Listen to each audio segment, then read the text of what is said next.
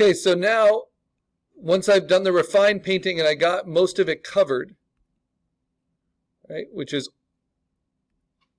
that was the base painting. Then I have lots of these different ones that start building up on top. What's fun is I can start rearranging some of those. Then I have this shadow layer, which is very helpful, that I put into soft light. But it only works because I have all the colors underneath it, right? Then I have a layer on top that I think I might erase away a little bit from. These are those exclusion things.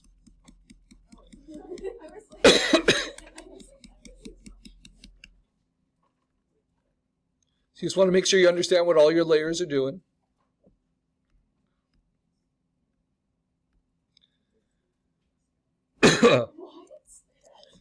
And then I can save, and I can turn off my inspiration layers.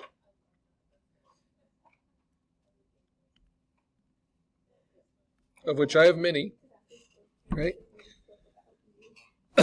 I can try it with a different background. So that's with the white. That's with the gray. And I'm going to leave it with the white for the time being. And now the last thing I do is I take one inspiration and I made it huge over the top of everything.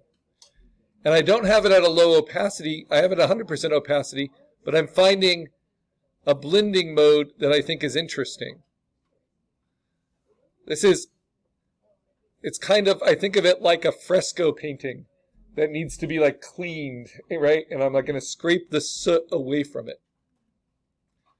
But what it can give you is a different way of kind of choosing what parts of the painting you really want us to pay attention to. And I think I like this hard light option, right? And then all I'm going to do is look at my inspiration. This one. And I'm going to take away the whites. And now I'm going to start scraping. So how can I scrape? Well, I'm going to use the eraser for the first time. And the brush I'm going to use is my custom brush. Right? And remember, when I use my brush with a different tool, I have to set all the settings. So I'm going to take its opacity to 100%. I'm going to have it pretty big, maybe like 400 or so. And I'm going to go to the window and the brush settings. I'm going to play with the shape dynamics. And this time, I'm going to have the size jitter, but I'm not going to have the angle jitter much at all. And now I'm going to start scraping away. And I might actually make a duplicate, turn off the one underneath, and then start scraping away. And it's like taking a palette knife and just scraping layers of paint away. And revealing kind of what you want, where you want it. Now this is at 100%.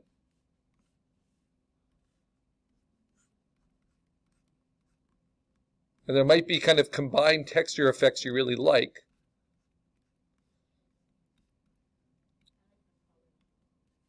Okay.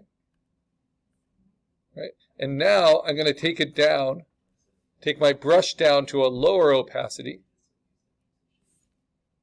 duplicate it, and start scraping away from the painting itself.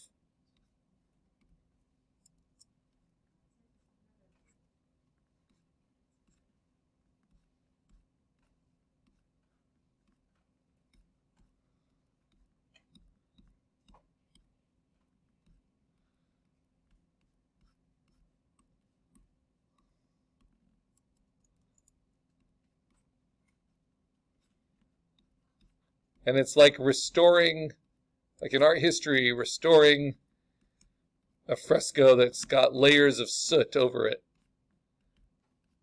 revealing my painting.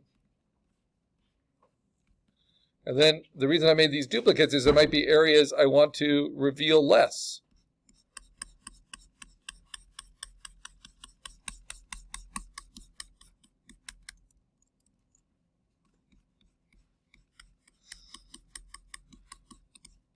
So it makes everything very intentional.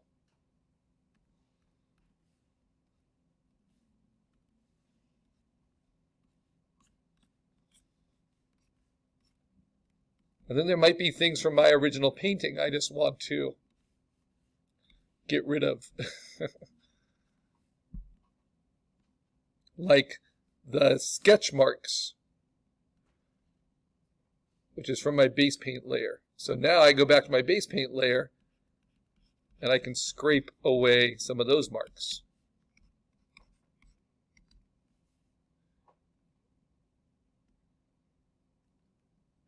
So sometimes I've heard this step called in traditional painting, excavating. And when I'm working with traditional painting, especially on wood or on heavy paper like a 300-pound hot press, excavating might include using blades. It might include using sandpaper. Sometimes you use bleach. You can see what it does. So this is more like a scraping effect. And then you decide, okay, this is it without it, right? This is it with some of those effects. This is it with a lot of those effects. And then if you want to do some major excavating, you could start turning off some background layers, right? And this is how you get to some interesting things. One thing I like to do is take the magic wand with contiguous turned off and select like all the blues, for instance, from the background layers. Or just grab a few colors like that and then duplicate them and then turn off the base paint. So it's like limited base paint.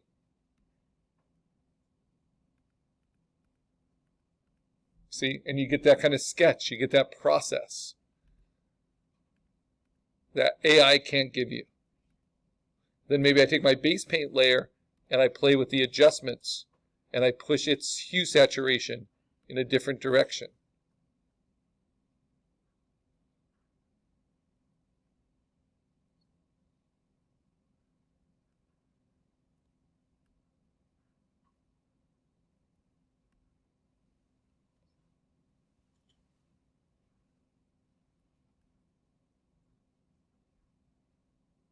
So much we can do.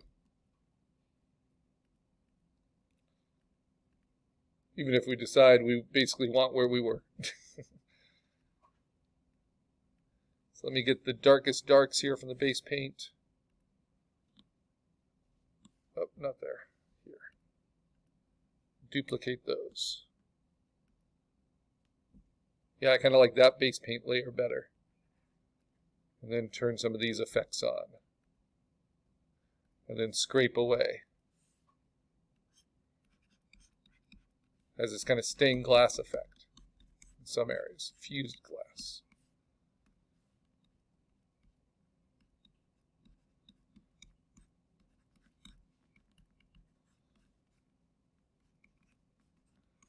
And because it's digital, remember all those layers are still there. You can still play with them. And we can even play with different blending modes.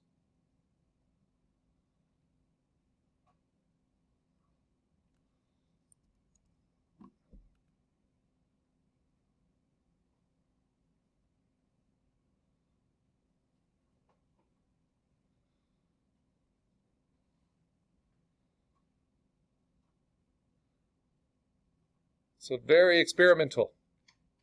And that's allowed.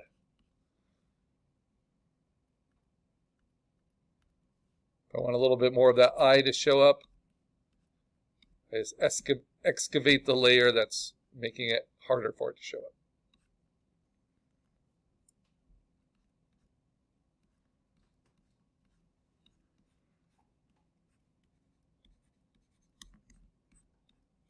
Okay. It kind of looks like it's made of torn paper. For Rip Taylor. I see how it looks on gray. Very different, right? So instead of white, well, I'll just leave it with white, yeah. Because I want you to submit something with just a white background. Right, so the two things you're required to submit, and maybe I'll use the base paint layer, but I'll use it at a lower opacity on diffusion, like a dissolve. So there you see it. Right, that's my paint surface. Doesn't look all that digital, right? You kind of come up with your own approach. So now what I'm going to do is turn off my inspirations. I'm going to save it as my PSD file. And now to post it to Canvas, I'm simply going to save it as a JPEG. So save a copy with a white background, blank background, JPEG.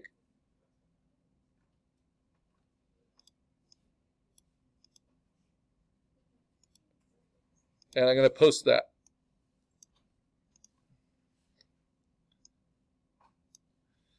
So digital painting is really interesting. It's always been my experience where it takes a long time to start coming together. And then in the end, as long as you have a lot of energy and you really are willing to push it around, play with it, you can do a lot at the end to make it into something you're interested in. Though we all have different aesthetics, different interests. So this is my Photoshop file, that stays green, and my Canvas JPEG, that goes orange. Put it in. And you can kind of see how all the inspirations, since my file storage data is limited, I'm just going to do a screen grab of it. Because it doesn't need to be print resolution to go onto Canvas. Put that screen grab in and then try to put that into Canvas. Because we're getting near the end of the semester and I've posted a lot of things. All right. There we go. Then we got to save our work. And we got to back it up. And if you want to hold down Option at the very top, say Layer, Merge Visible, while holding down Option so you don't lose everything, then I can kind of recenter it to the middle. Right. And I can fill in around it with my paint bucket with white, with the default white. And then this I could put up to Redbubble and I can sell it as a portrait for all those Rip Taylor fans out there. Because it's definitely very much stylized. It's not taking too much from any one photo or one reference to be considered derivative. And because Rip Taylor was a public figure as a celebrity, that's different than posting a private individual's image that's living without getting their consent. There's like likeness issues. All right, that's it.